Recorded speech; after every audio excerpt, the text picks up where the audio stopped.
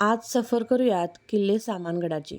सामानगड हा किल्ला गडिंग्लज तालुका, कोल्हापूर जिल्ह्यातील महाराष्ट्र राज्यातील एक महत्त्वाचा किल्ला आहे.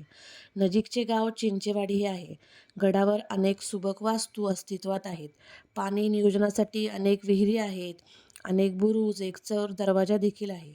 सद्यस्थितीत गडावर दुर्गवीर प्रतिष्ठान महाराष्ट्र राज्य या संस्थेमार्फत जतन व संवर्धन कार्य चालू आहे.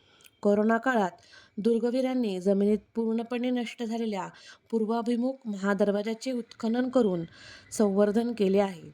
तटबंदी, बुरुज, अनेक वास्तू आता देखील तग धरून आहेत.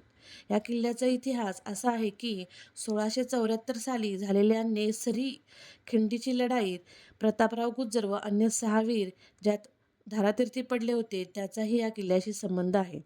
सन 1844 साली भारतभर झालेल्या गडकरी उठावाची सुरुवात ह्याच किल्ल्यावरील झेंडा बुरुजावरून बंडाचे निशाण फडकवून झाली होती.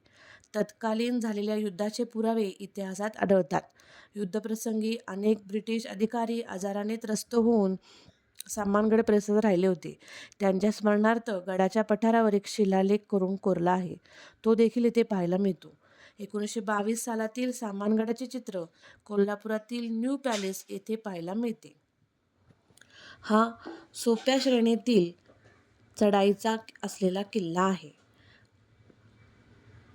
तरी तुम्ही येथे जरूर भेट द्यावी आणि इतिहासाचे साक्षीदार व्हावे.